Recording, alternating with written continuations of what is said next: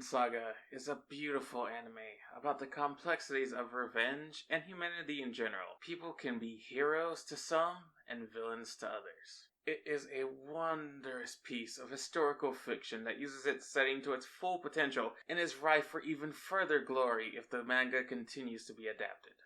The production can be stunning, though that shouldn't be too surprising considering Wit was the studio at the helm, and their track record on Attack on Titan, VV, and Ancient Magus Bride kinda speaks for itself. The artwork and animation really helps to set the environment and time period while also giving us some of the best anime fights from 2019. The music can be anything from epic to somber to just a pure bittersweet tone. It carries a very good anime into great status. The writing in the series is also something to behold, as there really isn't a single quote-unquote good person to be found in the show. Instead, everybody has baggage of some kind or another, though some carry far more than others. The show is a journey with a group of people that can be the most rotten souls you will ever find, who commit terrible atrocities and leave countless dead in their wake, sometimes just for the fun of it.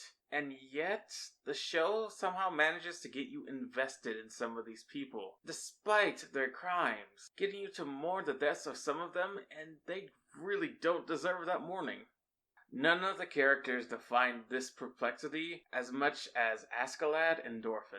Thorfinn is a character that you would think you could root for at the start of the show. He has an understandable quest that you will immediately sympathize with, and yet he also willingly commits his own atrocities in order to attain his single-minded goal. He becomes a creature with only one thing on his mind: revenge. And he is often willing to go to great lengths in order to be granted a chance to fulfill his thirst for this revenge. He works with the very people he hates and somehow acts like he is better than them because of some laughable ideal of justice. He refuses to attain his revenge the wrong way, and yet he does many wrong things in his journey that spit in the face of this logic.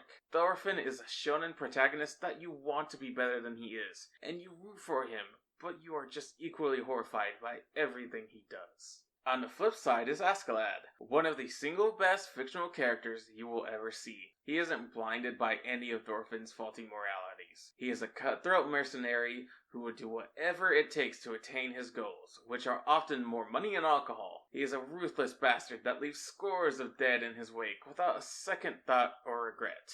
He is an example of the type of antagonist that you would love to see the main character finally put his blaze in. And yet, and mega spoilers here, so stop listening if you don't want too many spoilers. He is a man doing what he can to protect his homeland.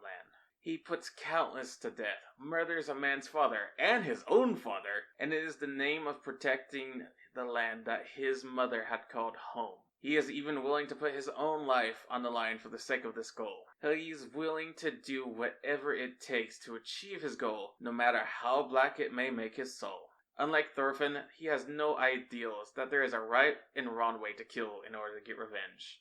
He stabs his own father while he's sleeping. He kills his father's mistress right beside him to make sure there are no witnesses, and then he pins the death of his father on his very own brother. He did what Thorfinn continuously tries to do in far less time and with far less blood, all because he used the method Thorfinn paints as dishonorable, but Askeladd views as practical. Askeladd is the person that Thorfinn would need to be in order to ever attain his objective, but because deep down, Thorfinn feels shame for what he does.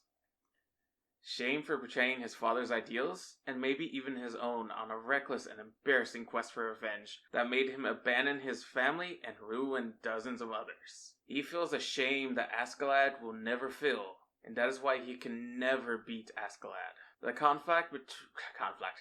conflict between these two characters is just the chief example of how grand the storytelling can be in this show.